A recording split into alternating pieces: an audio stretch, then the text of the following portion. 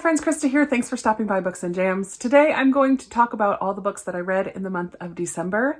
Once again, I had 14 books. I feel like most months in 2020, I read 14 books.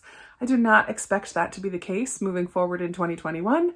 I've kind of had some soul searching and thinking about the year ahead, and I do not think I'm going to read quite as much as I read in 2020. Still a lot, I'm sure, just not quite as much. But let's jump into the books that I read in December. I have quite a few Christmassy focused reads. I listened to 3 audiobooks and read 2 ebooks, which is so unusual for me, but I will get to the Christmas books after. Let me first start with the 4 other non-Christmassy books that I read in the month of December. And actually, let me first start with a year-long challenge that I gave myself that I actually completed this year, and that is to read through the whole Bible. This is not the version that I did. This is New Living Translation. I actually listened to it using the YouVersion Bible app. There was a plan for a through the year scripture reading, and every day I had an Old Testament and New Testament and a Psalm or Proverbs focus. And I got behind quite a few times, but I did complete that challenge in the month of December. So in the year of 2020, I read through the whole Bible. So yay for that. I'm not counting that really in this 14 books, but it is something I wanted to mention. It's a project that I did that I was really proud of, and it's a huge commitment, and I love it. I love reading the Bible, but to read through the whole thing in a year is a lot, and I did it. So yay for me. A fun book that I read in the month of December that just took me like an hour or so. It really wasn't very long at all. And it's I Work at a Public Library by Gina Sheridan. I heard about this from the Book Sisters, which are some of my romance reading friends. Chloe from Always Booked, Sarah at The Bookish Knitter, and Bree from Instagram at Falling for Romance. And these 3 women have a book club that they do live shows every month and a Goodreads group. And this was one of their books, maybe for November, I want to say. And I popped into the live show without having read the book. They were talking with Ashley from The Bookish Realm, and who I love. She is a librarian. That is her job. So they were having a really great discussion with Ashley, and it made me want to pick up this book. So during the discussion, I hopped over onto my library and put this on hold. This is quite literally just snippets of conversation, things overheard. It was very cute. It was very lighthearted, and it was super quick to read. I enjoyed it. I think I ended up giving it 3 stars. I probably liked the conversation with the girls on the live even better, but it was good, and I'm glad that I read it. I read this one in the month of December, The Readers of Broken Wheel Recommend by Katarina Bivald. I picked this one up because in November I did a try a chapter tag type of a thing where I chose 5 of my lowest rated books on my recommendations card. And this was, I think, the lowest, or it was among that 5 lowest rated books on my card. I did really end up enjoying this. I gave it 3 stars. I was a little worried about it because a lot of people really didn't care for it, but then I heard a lot of other people say they really did like it, and it was recommended to me, and it's a book about books. So I thought, can it really go that wrong? And it didn't go wrong. I can see how people didn't love it. It was pretty slow paced. We follow a woman named Sarah who is from Sweden. She begins a pen pal relationship with Amy, who lives in Broken Wheel, Iowa. Broken Wheel is like a little itty bitty teeny tiny town. I don't remember how they started writing to each other, but they had this bookish pen pal relationship. And Sarah had been working in a bookshop in Sweden, lost her job, and decides she's going to take a little holiday to visit Amy in Iowa. When she arrives, it's the day of Amy's funeral. And she kind of is thrown into this mix of townspeople who all know about her because it's such a small town. And they have her stay right at Amy's house. She decides to kind of open up a bookstore using Amy's books. And it's just the story of Sarah becoming friends with and learning about the people in this town, and just learning about a whole new culture, ultimately, totally different from Sweden.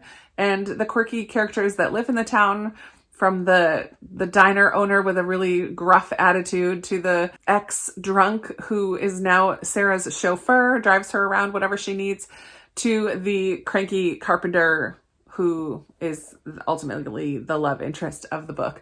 I thought it was cute and quirky. Quirky is such a good word for this story. It was definitely slow paced and very much character driven, but I enjoyed it. So I gave it 3 stars. It wasn't the greatest read of all time, but I'm glad that I read it. I am probably going to unhaul it because I do not think that I will read it again. And I try not to keep books that were just 3 stars. So I will unhaul it, but I'm glad that I read it. And this was a book that Lindsay gave me in 2019 for our book exchange, Christmas book exchange. So I'm glad that I knocked another one of those off of that goal list. An audiobook that I listened to while I was driving to New York for Christmas was The Woman in White by Wilkie Collins. I had mentioned in a previous video that I started the audio of this, but had gotten lost in the story because I was doing too many other things while listening. And so I started over basically and listened to this I had a 9-hour drive. So I got a good chunk of it read on that trip. And I really ended up enjoying this very much. I think I gave this 4 stars. It is a good October read because it's very atmospheric. There's a mystery in this book, and we kind of have the mystery unfold through the perspective of a bunch of different people who are involved in the story. So at the very beginning of this book, we meet this art teacher who is traveling to his new placement, his new house where he's going to be teaching the 2 daughters art. On the way to his new placement, Walter Hartwright is met in the road by this woman dressed all in white. She kind of has not a ghostly appearance, but she stands out because she doesn't really look like she blends in, and she's just along the road, and he kind of helps her on her way. But he cannot stop thinking about this woman in white. And so this whole book unravels this mystery of who is this woman in white and how is she related to the people who are not related in a familial sense, but how is her story tied up in the story of the other people telling this tale. It was so fun, very atmospheric. Not fun. Fun is not the right word. It was very atmospheric, and it did definitely draw me right in. I'm so glad that I read it. And this was the 5th of the 5 classics that I wanted to read in 2020. So I totally completed that goal by finishing this book. So yay for that. It's a good one. Very approachable as well, as far as classics go. I know sometimes I get intimidated because the language might be tough or whatever, but that one was very approachable. At least the audio format was. I have one more that is not a Christmassy one. So let me just say that I read The Firebird by Susanna Kearsley. I'm so glad because I love Susanna Kearsley, and I didn't want a year to go by without having read one of her books. And also because this is sort of a sequel to The Winter Sea. They are loosely connected because of the Castle Slains in Scotland that is a big part of The Winter Sea. This story takes place many years later, but it starts out in Scotland, and the little girl, Anna, who's part of the story, has connections to the Slains Castle in Scotland. Susanna Kearsley, if you're unaware, in all the books that I've read of hers, does some kind of play with time and memory, and that is how she ties 2 timelines together. So in Rose Garden, there's like a portal through time, and this woman goes back into time. In The Winter Sea, follows a novelist who starts having memories of somebody who lived hundreds of years before. In this one, our main character has sort of ESP. She has the ability to touch an object and see visions of either the people who created that object or somebody who owned it. She can tell something about the past by touching different objects. So she works in an art gallery. This woman comes in with this little wooden statue of a firebird and claims that it was a gift from Catherine the Great in Russia. And when our main character, Nicola, touches this firebird, she does have a vision of Catherine the Great handing it to a young girl, but they don't know if that is connected to this woman who is now trying to sell this object to get money because she desperately needs it. So we kind of follow Nicola on her journey. She is not very happy about the fact that she has this ability. She doesn't like people to know about it. She's very secretive about it. She tried to go to the school to learn more about it at one point, but then just decided to try to pretend to live as if she didn't have it. She doesn't want to be thought of as a freak. But she reconnects with this man who was also in this school with her. They had a budding romance, but when she kind of left, she left it all in the past. And he also has this ability as well.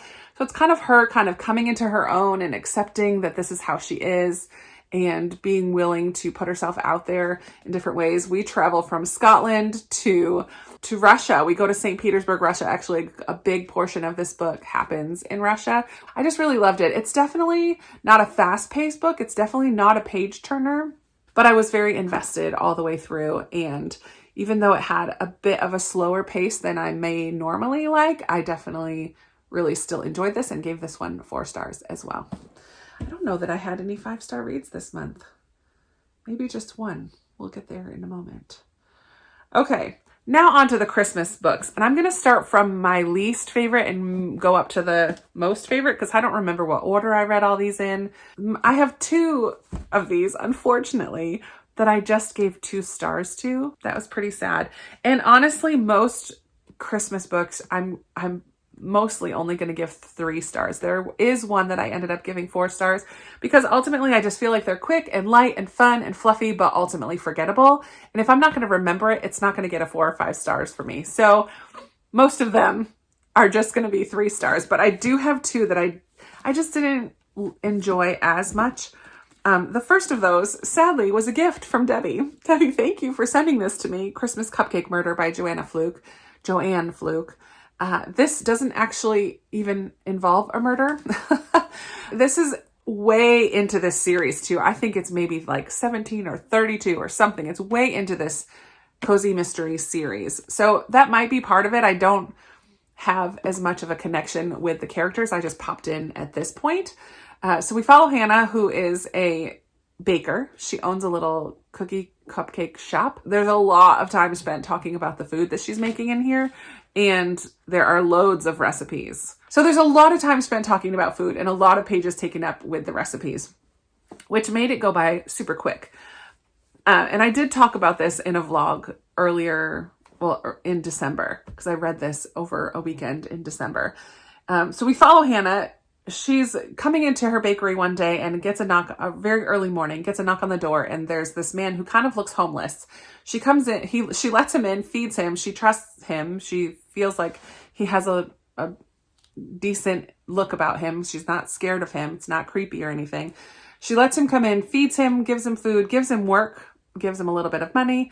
And then later we find this man again on his deathbed. But ultimately, the whole town kind of comes together to help this guy and figure out who he is. He has amnesia. He does not remember his actual name. He doesn't remember where he's from, anything like that. So the whole town comes together to help discover who he is. But the thing that I didn't care for in this book is that dialogue was incredibly simplistic and not really that believable.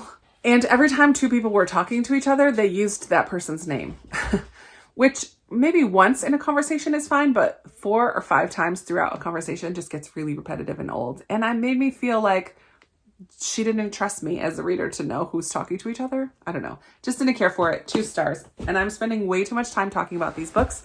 I'm already 16 minutes in and I've got a lot to talk about. So we're going to go much faster. Kristen Hannah, Comfort and Joy. Kristen Hannah is one of my favorite authors, I say. This is a very early book of hers. And it's obvious, and I really didn't like it. It is not Christmassy. It is not comforting. It is not joyful. That is the title, Comfort and Joy. At the very beginning of this book, we meet Joy, who is in the midst of a divorce from her husband because she walked in on him sleeping with her sister. What? Not a fun way to start a Christmas book. There's kind of a twist that happens towards the end of this that I was not expecting or prepared for. So everything that had seemed strange up until that point kind of made sense, but I didn't like it. I didn't like it at all. I didn't like the writing. I wasn't drawn in. I didn't care for the characters. And it just wasn't the Christmassy book that I was hoping for. So 2 stars. Sad. I'm not done with Kristen Hannah by any means, but I was a little bummed by that one for sure.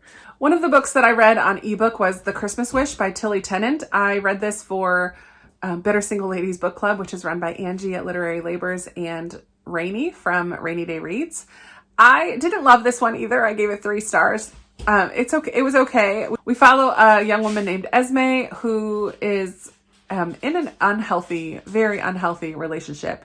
She kind of leaves him for a while and moves to the Peak District to live with her grandmother in England. She ends up going solo on this trip that her grandmother wanted to go with her to see the Northern Lights and meet some other singles that are on the trip as well. I didn't care for the love interest in this one. I didn't see the chemistry between them, and I was a little bummed by that. So that is The Christmas Wish by Tilly Tennant, 3 stars.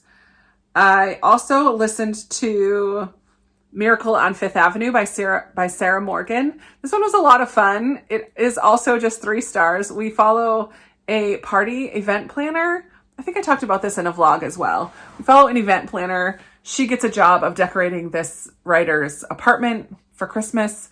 He's supposedly in Vermont on a writing retreat, but she shows up to decorate him. Turns out he's there. She ends up becoming kind of a muse for him because he was having writer's block, but when she's around, he can write. So she ends up staying. There's a blizzard. It's in New York. Fun Christmassy vibes, New York City environment. Definitely liked it better than The Christmas Wish, but still just a 3-star. I'm not going to remember it after this year at all. I listened to A Christmas Date by Camilla Isley. And this is a fake dating trope. We have Nikki, who's a strong, independent woman who has to go home for Christmas, but doesn't want to hear all the why aren't you with somebody? Why are you still single? Kind of comments that you get from extended family when you go home for the holidays. Trust me, I've had lots of them in my lifetime. And her sister is engaged to her longtime crush, just got engaged to her longtime crush, and he's coming home for the holidays as well. So one more reason that she just does not want to go home without having a boyfriend with her. She works in the acting industry, and so she hires one of her actors on her list to come home with her for the week, pretend to be her boyfriend, and of course they are going to fall in love, right? It's predictable. It's Christmassy. It was cute. 3 stars. Nothing to really remember for a long time, but I enjoyed it. It was fun for what it was. The last audiobook Christmas book that I listened to was Christmas in Evergreen. This is also a 3-star read. This is by Nancy Nagel, and this is a Hallmark movie first, I think, and then they made it into a book, which is kind of different. It's definitely very Hallmarky.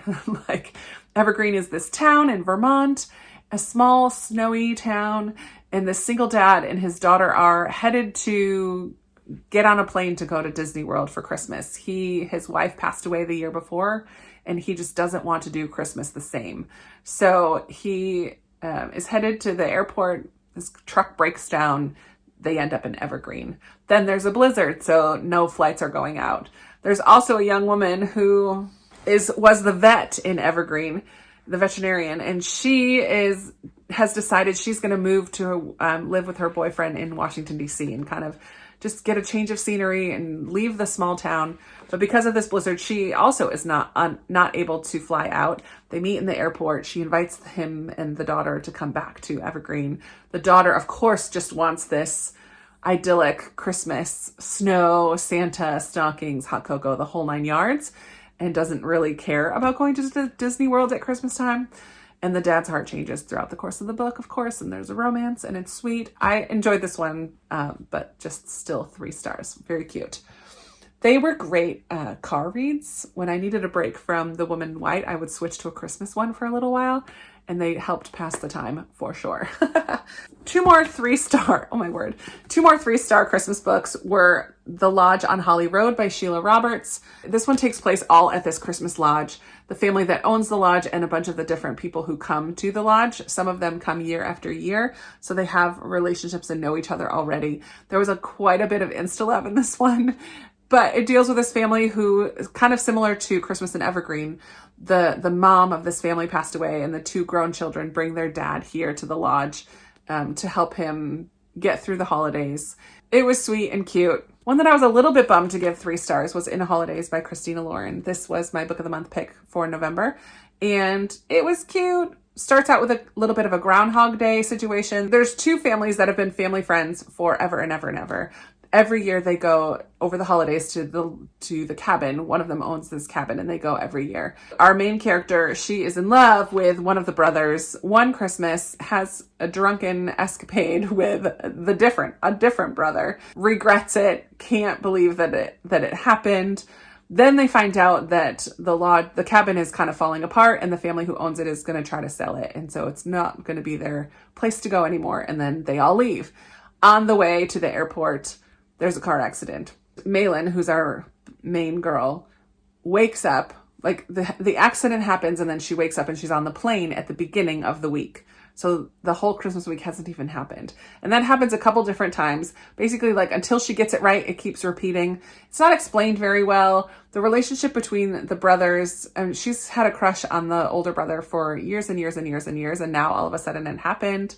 There's just a couple things that I was like, really? I enjoyed the listening of it, but it's not one that I think I need to keep or would read again. So fun, but not what I was... I don't know. I guess not what I was expecting. It isn't really fair since I give almost all Christmas books 3 stars.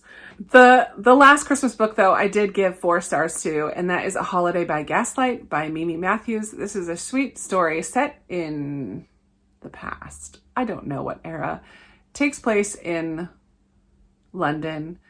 Sophie is our main character and her family is kind of down on their luck and wanting her to marry this up-and-coming merchant who she doesn't get along with very well. She's willing to do it to help save her family.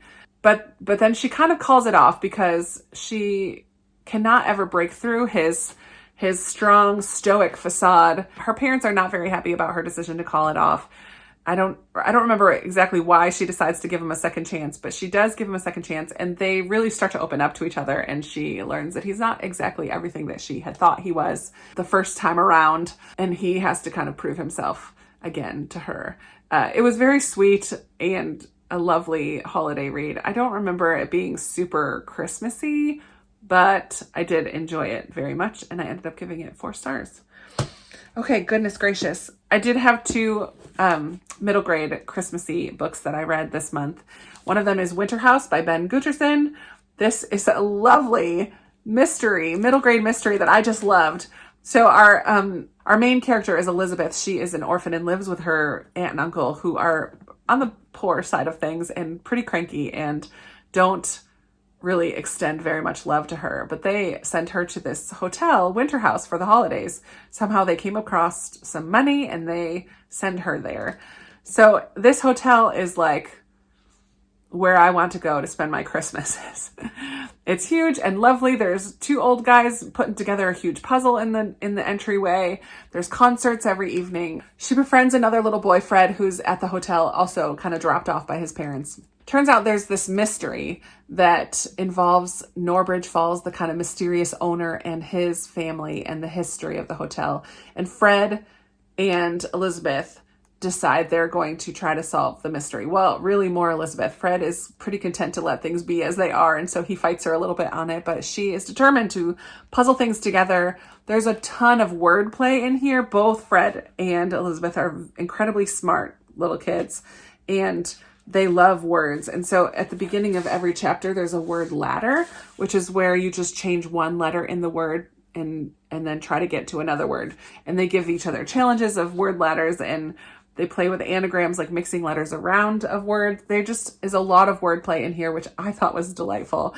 And this is the first in a series. So I guess I started in another series that I didn't talk about in my series wrap up a little while ago. I really enjoyed this one and gave it 4 stars and definitely am interested in reading more in the series.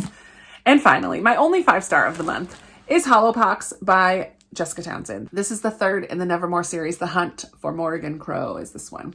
In this book, Nevermore is kind of being attacked by this pandemic, in which the Wunimals, which are animals who have sentience, who can speak and talk and live as humans, the Wunimals, this plague only affects them, and it kind of turns them violent for a brief amount of time and then puts them in almost like a catatonic state. So there are a lot of issues of prejudice and people who just want to lock all the Wunimals away and kind of put them aside so that we don't have to deal with this pandemic since it's only affecting them. But then there are others, including our heroine, Morgan Crow, who want to try to get to the bottom of this and figure out what's happening and can we solve this problem.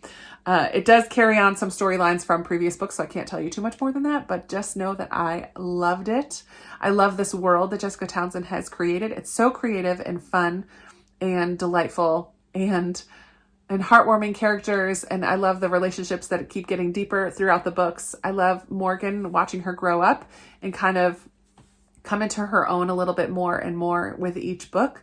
I'm really enjoying this series, and now I have to wait another year to read the next one. So yay for at least one 5-star throughout the month.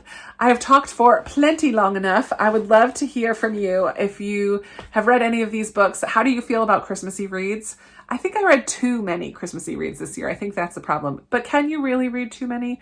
They're just fun and light, and that is the mood that I was in. So I did really enjoy them. And yeah, I would love to hear what was your favorite read from December. I would love to chat about these books, about the books that you read, or anything else that you guys want to talk about. You know I love chatting with you down in the comments below. Thank you so much for watching, and I will be talking to you in another video very soon. Bye.